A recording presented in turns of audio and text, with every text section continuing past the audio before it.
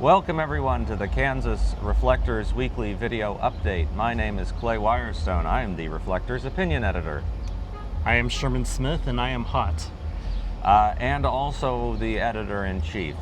We're recording this outside in Lawrence on midday Friday because Clay insisted on doing this outside. I think it's definitely more scenic, but it means we have to get through it quickly. So Sherman, looking back, kind of the biggest story to involve the Reflector this past week involved the state spending apparently $20,000 on little old us. So tell us why they made that decision. Yeah, it's not ideal for us to be part of the news, but we'll go back to a year ago. The Senate set up a Committee on Government Efficiency, or COGE. It was modeled off of Elon Musk's Doge. They set out to make government more efficient, and to help them, they put up a public portal asking for the public's suggestions. So naturally, we submitted an open records request asking for what the public was telling the committee. The committee refused to turn those over in a reasonable amount of time, I believe, under the law. We eventually got leaked copies of these emails, which we wrote about. Not surprisingly, the public's ideas for making the government better were not the same as what the committee was doing. After all of that played out, I submitted a complaint. I filed a complaint with the Kansas Attorney General's office saying they had no reason for delaying the release of these emails, and when they did officially release them, they were filled with nonsensical redactions that had no basis under the law, in my opinion. So, the last notice I received from the Kansas Attorney General's office was in November. It was just a simple statement that said, we're still working on this. And then the next update we get is at the Legislative Coordinating Council's meeting last week, where they announce that the Attorney General has dismissed the legislature from the complaint, which was actually the real target when I filed it because it's the governing body as a whole, but said they were moving forward with the complaint specifically to Senator Renee Erickson, who chairs the Committee on Government Efficiency. She was the one who had responded to us, corresponded with us over this. So what the council did was said she needs an attorney because under Kansas law, the Kansas Attorney General's office has this inherent conflict of interest. They're responsible both for investigating these transparency complaints. They also have a responsibility to defend government entities when they get into trouble. So they had to say to Renee Erickson, we can't actually defend you on this because we're the ones investigating it. That meant the LCC, Legislative Coordinating Council, which is a group of the legislative leaders, mostly Republicans, the two minority leaders are on that as well. They agreed to spend $20,000 to hire a private attorney to defend Renee Erickson. So there's a couple of things that I think are really important for viewers and readers to understand about this.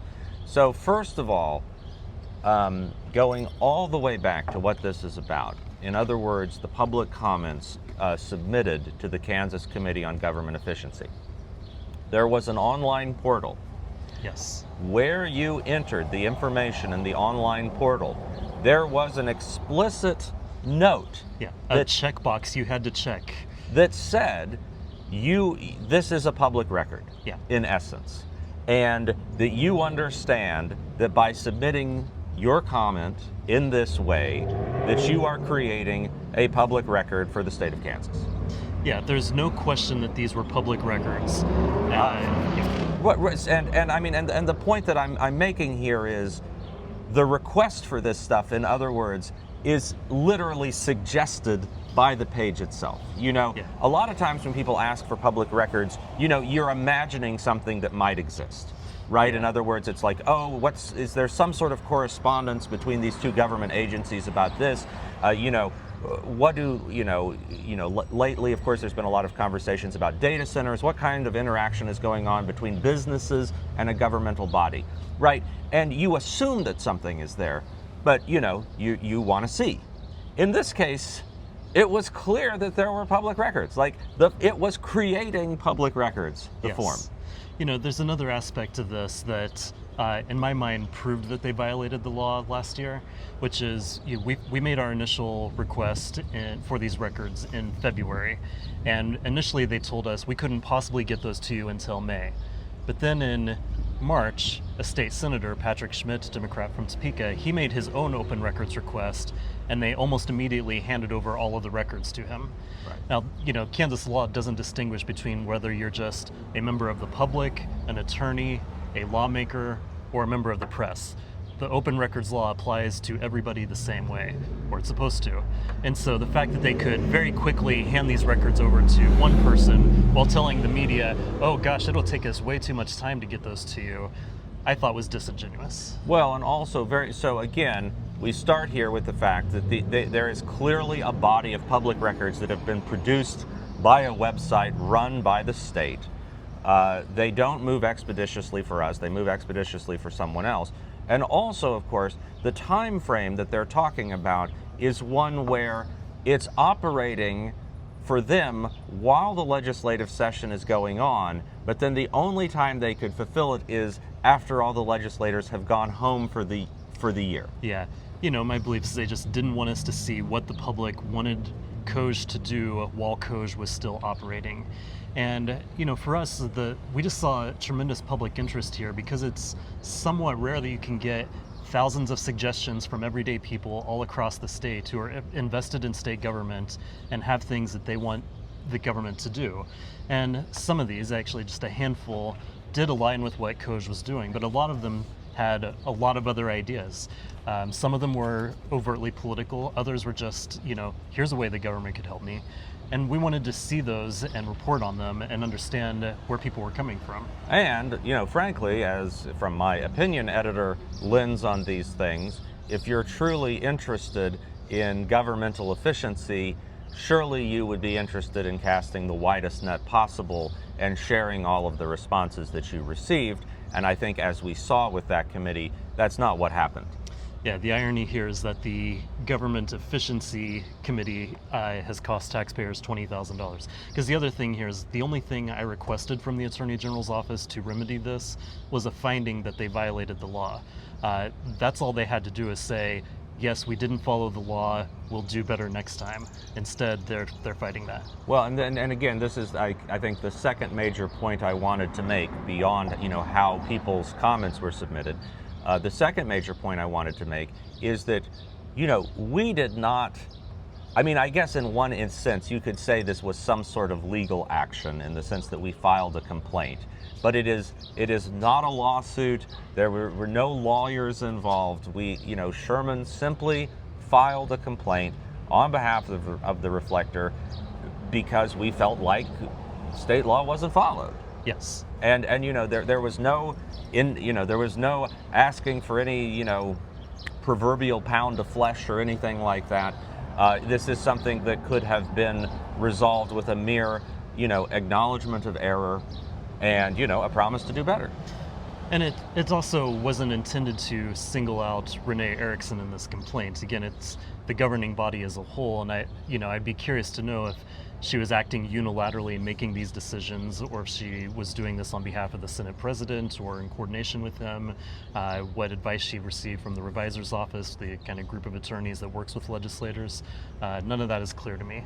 Well, and this is what we don't know at this point. And we do know that senior reporter Tim Carpenter did reach out to Senator Erickson. She did not return his reply to his email on this, but we don't know why this is happening right now, frankly. You can we can make some assumptions. I think we can assume that a simple apology is not in the works at this point. But we don't actually know why this is. Why does she need an attorney? Yes, we don't know why this is the course that they've chosen. Yeah. And again, yeah. Just noting too that again, Tim Carpenter wrote this story, and somebody other than the two of us edited the story, so that we were not involved in it. So we will see what happens. But Sherman, that wasn't the only kind of open records related, open meeting related kind of story that happened this last week. If you remember our last weekly Roundup video, we talked about this, but there was a gargantuan meeting held behind closed doors. Yeah, and I touched on this theme in our newsletter last week. For those of you who subscribe, as we'll get to later in this video, you can do for free. Sometimes we'll write stuff at the top of the newsletter that only appears in the newsletter, and I wrote about how a core part of our mission here is government transparency and holding people accountable for that, and that has a lot to do with why we were pursuing these COJ emails and why I filed the complaint.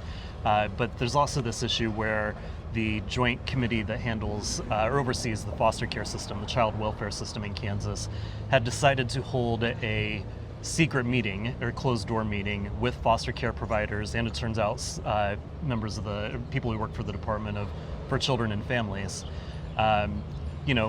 I have a problem with this from a transparency standpoint. I think the public needs to hear these conversations. Tim, again, covered this story, camped out. It was supposed to be 5 hours of closed meetings. I think it ended up being more than that. Throughout the day, each of the foster care providers got to go in and meet with the committee. We can't say what they talked about because it was all a secret. The chair of the committee defended this, Cindy Howerton, Republican from Wichita. She told Tim, this gave foster care providers the opportunity to open up specific case files and show legislators what was happening in those case files.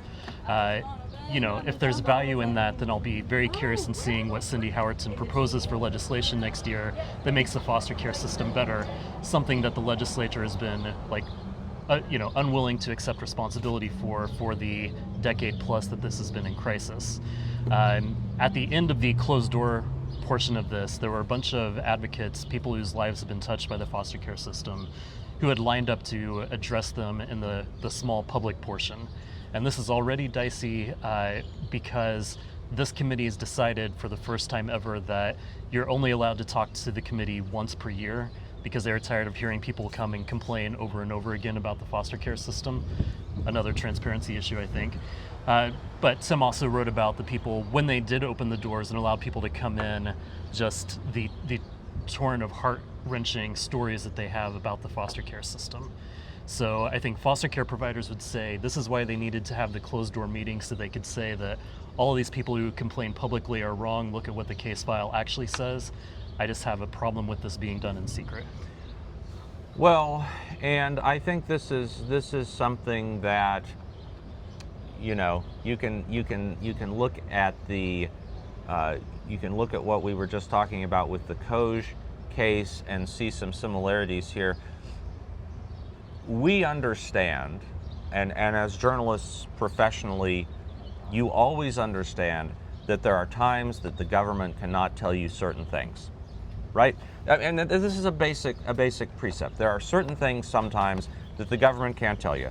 If you get into really super personal details, obviously, if someone reveals something, perhaps based on their, I don't know, puts their social security number, in a something that they submit to COJ.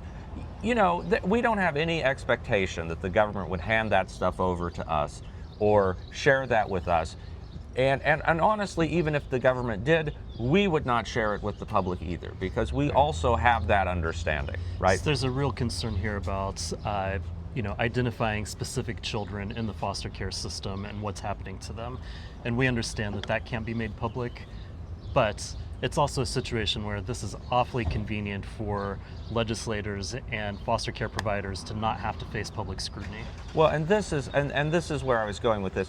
So if you think about this 5-hour meeting that they had that was entirely behind closed doors, to me, again, the question becomes, what percentage of that meeting was actually this kind of information that was, the equivalent of social security numbers or really harmful, potentially harmful, like personally identifying information.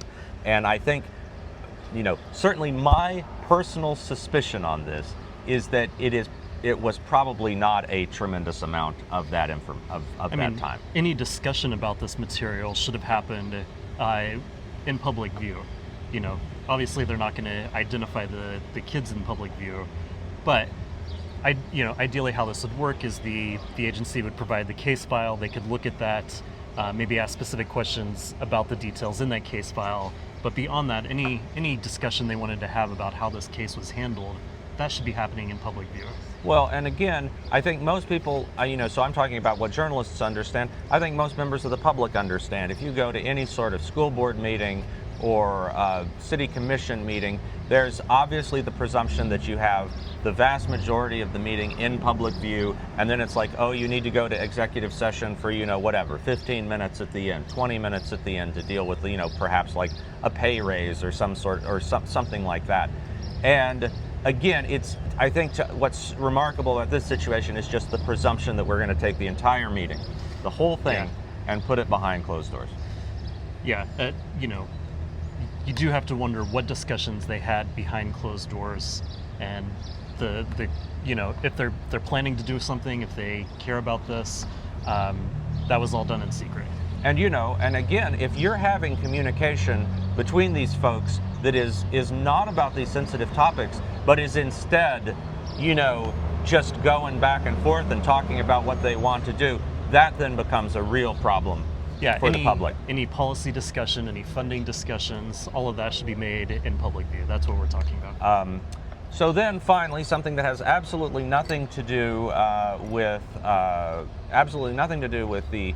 politics and secrecy, but instead, with what might be growing down your garden path. Call it a growing concern. Yeah, indeed. Oh, the state of Kansas made a weedy decision. Yeah, Morgan Chilson, another senior reporter, wrote about this. The decision was made to put bush honeysuckle, among some other plants, on the noxious weed list. I think environmentalists have been talking about the destruction that bush honeysuckle has had for a long, long time. When you hear people complain about woody encroachment on the prairie, it has an impact on species, wildlife, other things happening in Kansas. It's out of control. It's invasive. It's a problem in a lot of areas of the state, and this distinction, aside from being a formal recognition that this is a big problem, it also places a responsibility on landowners to do something about it. Morgan talked to some county level officers, and part of why they make this designation is so that they can enable the county level officers to go out and help them enforce and make some progress here. And what they were telling Morgan is like, we don't expect everybody to just eradicate this overnight. It would take years to do this. But they are willing to go to homeowners and say, you have to make progress. Maybe you can't get all of it off of your property right now, but push it back 10 feet, I think somebody told Morgan. That's sort of what we're talking about. And so, it is a problem actually throughout the United States. This is an enormous country that had, entirely kind of its own pristine ecology for many, many, the whole of history, and then folks came over and brought with them a lot of different plants, and it causes problems, and especially in a place like Kansas where we have this native grassland that has very seldom been very highly valued, and so it leads to a lot of overtaking of that native land. This is specifically a variety called Amur, A-M-U-R, honeysuckle. That's distinct from, say, the Japanese honeysuckle and some of the other ornamental stuff. So, weeds aside, looking ahead then, Sherman, for this, we're going to be posting this after the 4th of July, so I hope you all had a wonderful Independence Day, and of course celebration of 250 years of this country. What's coming up this next week? This the new podcast for this week is with Overland Park Mayor Kurt Skoog, who's one of the candidates running for the Democratic nomination for governor. I had the opportunity to sit down with him in our podcast studio in Topeka and ask him a lot of questions about his background, why he's in politics, why he got into the race so late, how he, his position on various views from marijuana to abortion to property taxes. So we'll have that story and the full 40 minute podcast that you can listen to. We have other stories in the works. Tim Carpenter sat down with Pond Narramore, a Republican in the Lawrence area who is challenging Roger Marshall in the primary for U.S. Senate. That one's not a podcast, but we'll have a story out about that as well.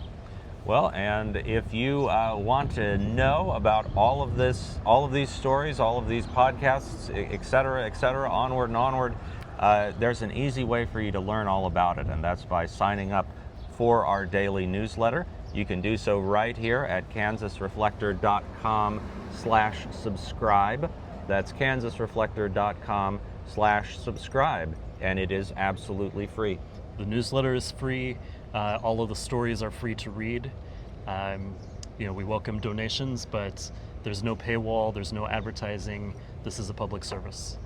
So have a wonderful week, everybody, and we'll catch up with you next time. My name's Clay Wirestone. I'm Sherman Smith. Take care.